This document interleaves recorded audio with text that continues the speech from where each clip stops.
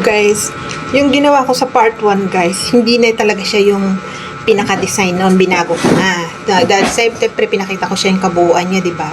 Natahi ko na siya, tapos sinuot na manikin. Ngayon, nung hinubad ko, binago ko yung design niya kasi kailangan talagang maliit lang nasa part ng bewang. So, ngayon guys, ay napakasela nitong tela na to, kaya dahil gagawa nga ako ng sample, sa kamay lang siya guys tinatay. Kaya simula kaninang tanghali hanggang ngayong gabi, hindi ko na perfect. Alas 11 na guys, ay hindi ko talaga siya tinitigilan. Kailangan meron talaga akong magawang sample. Ayan guys, dahil napakasela ng aking, alam niyo na, ayoko mamasira dito sa aking kliyente. At ito'y ang aking secret. Tsaka ako nasasabihin. Ayan guys, yun niyo. Ang cute diba guys? Oh, hello. Ayan. Pantay ba? Kasi pag hindi pa ito pumantay guys, babagawin ko naman siya. So, nagdumdumi na nga dahil ngayon lapis na ayan na siya guys. Ayan na siya guys. Ganyan na siya. Hindi katulad kanina na medyo malapad pa yung pinaka sa punyo. Ayan, gawa lang sa tahi ko sa kamay lang yung guys. Ayan, tahi sa kamay. Sample na. Tapos nilagyan ko ng garter sa loob. So, pag tinahi ko siya, pwede ko siya ulit buksan. Ibig sabihin, ibabalik ko lang siya yung iaano ko lang siya, lalabas ko lang siya ulit. So, ikakabit ko na nga siya sa manikin guys. Ito na yung pinaka part 2 guys.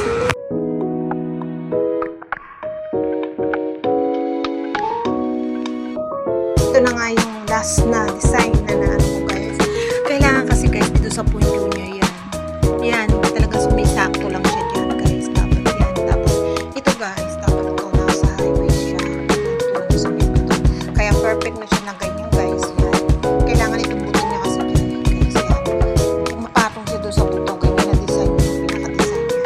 O diba guys, walang kulukot. So, pag pinalik ko natin siya. Yan, side. So, ito na yung garden niya.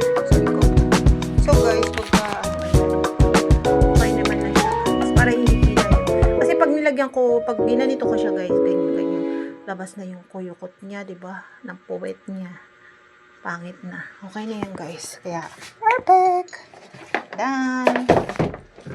Ta-da-dang!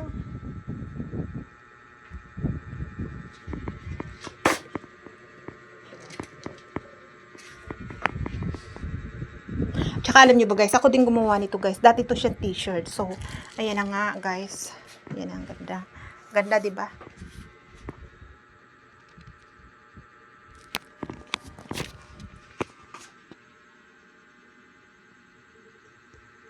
Ayan guys, inaantay na akong matulog yan. Tayo nyo, panay na ang hikab niyan. Tulog na? Anto ka na? Tingin kung madungis.